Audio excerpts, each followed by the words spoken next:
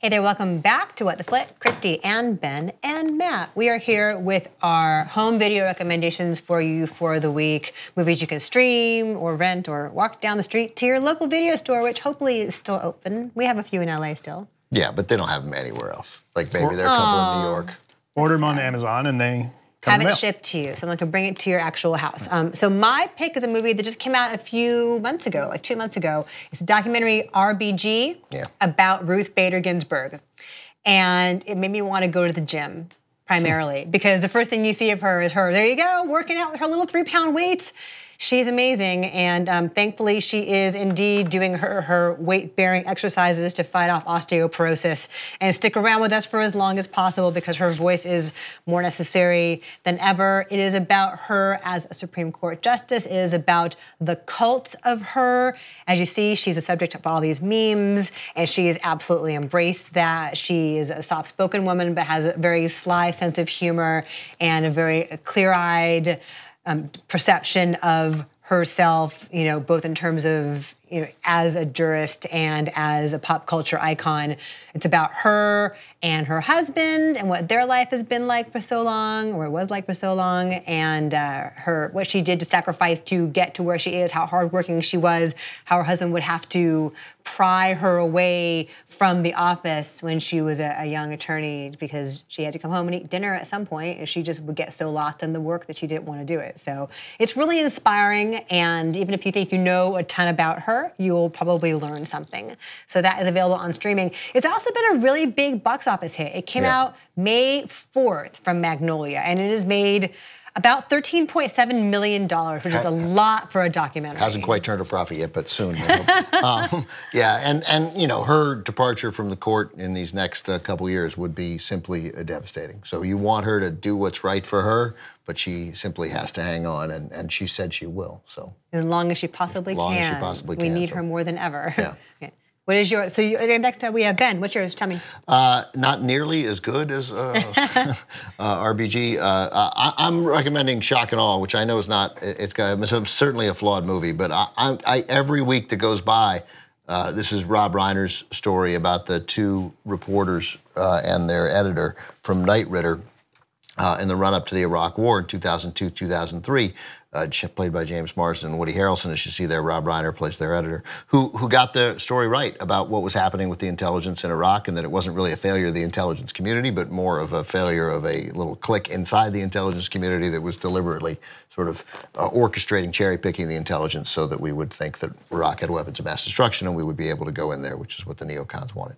And the fact that every Sunday you turn on the news and you watch a Sunday show, or you watch George Stephanopoulos, or you watch John Dickerson, or you watch Chuck Todd, and you don't see Jonathan Landay and Warren Strobel on, that Judy Miller still gets on TV, you know, and all the other people who got this wrong, Judy Miller from the New York Times, these are the only guys who got it right. These guys should be national heroes, and there aren't. So their story's important. The movie is flawed, but their stories are vitally important, and I think it's worth seeing for people who care about that kind of thing. And you did a Q&A with Rob Reiner after it came out. I did. It was more of a. You asked a Q, and he just ate the whole time. But I mean, he's super passionate, and God bless him. I didn't, I just inserted myself occasionally to be like, otherwise it just seemed like I was standing on the stage for no reason. But he feels passionately about this stuff, but this just leave how he feels about Trump or anything else out of this. Like, we're messed up that these guys aren't celebrated on a regular basis. The biggest foreign policy mistake, arguably, in United States history, right up there with Vietnam, and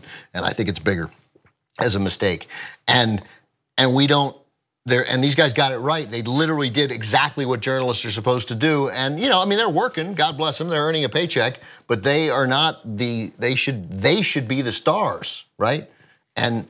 And they aren't, and it's a flaw in the way we sort of celebritize journalists. Right, they're not stars. Right, they should be Woodward and Bernstein. That's right. Right, yeah. They should be as well known as those guys. They should be as well known as Woodward and Bernstein, no question. Strobel and Landay. Do you think it is because this topic is so complicated and so difficult to digest in little blippy sound bites, that are easy to understand, that's why these guys in this story are not as big as they should be? I think these guys are not as big because we got to a point in this country where we are so concerned with praising the troops and being so positive about the troops that come home we are unwilling to point a finger at the people sending them over there, because what does it mean if we're suddenly asking, well, we appreciate your service, but we're not sure we should have been there in the first place. That's right. Telling someone that they didn't just risk their own lives for the country, but they killed incorrectly for our country.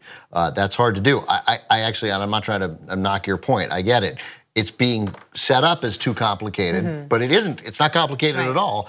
And obviously George W. Bush looks good by comparison to Donald Trump, but he was the 44th worst president we ever had. He was a catastrophic disaster, and these guys exposed that, and yet somehow this is a minor story. It should not be. Okay, thank you. So Matt, what is yours? Mine is a super political movie, and I'm sorry to do this to you guys, but it's something that everybody should see, but a lot of people probably did. Avengers: Infinity War. That was a war worth fighting. That was a war worth fighting. So this is a culmination of a lot of different storylines that are happening across all of the Marvel Cinematic Universe. All comes together for an event movie that the Marvel team, under Kevin Feige's leadership, has spent 10 years putting together. And so you get, these Infinity Stones, which are put on that Thanos, played by Josh Brolin. Josh Brolin, is trying to collect, and he's got plans to cull half the people in the universe to make things better and restore balance. And you've got all of the players that we've seen in here. So, we've got 3 of the 4 Chris's in this movie.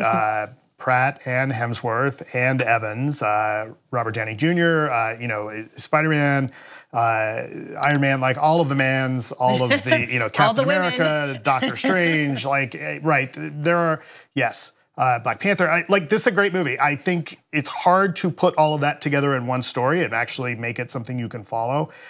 I think that if you hadn't been watching many of these movies, you can still kind of follow along. You get character interaction that you hadn't expected, and that's really fun. I like this one a lot, and I'm looking forward to the next one. What else do they have on the DVD that's different and exciting? There is a lot of extra footage. I don't know, this is the one thing that if you're ever concerned about Thanos being a villain, the filmmakers have confirmed that half the dogs in the world have also disappeared. So that makes Thanos really the worst villain we've probably ever known. Yeah, there's a lot of extra stuff on the DVD. I think something like 15, 17 minutes or so, at least. But it's available on DVD starting Tuesday. I just got Mance's film review show last week, and we talked about this DVD, and he said there's an entire scene that was deleted that they really should have kept because it really changes things quite a bit. I have not seen it, so I don't know what I'm talking about, but this is the thing I'm going to pass along to you guys. If you're curious about that. Yeah, I feel about the same as I did the first time I saw Infinity War. I appreciate the enormity of it. I appreciate all the plate spinning that it required and trying to give everybody time to shine. I still do enjoy those individual interactions more than the big swirl of the whole. I would like a whole movie of just hanging out with Doctor Strange and Spider-Man and Iron Man and having them just tool on each other. I would enjoy that movie. I would enjoy a whole movie of Thor and Rocket. So again, if you're gonna see this kind of thing, if you loved it, you're probably gonna wanna get the DVD for the extras or whatever. So our picks are Avengers: Infinity War and Shock and Awe, and I'm picking RBG. I forgot to mention one thing I love about RBG. It's an all-female crew, female directors and composer and producers and editor and cinematographer. So it's part of why I like it so much. Who told them what to do? They thought for themselves. Wow, all right. So anyway, thank you for that. We will have more for you later on this week, news and reviews. So come back soon.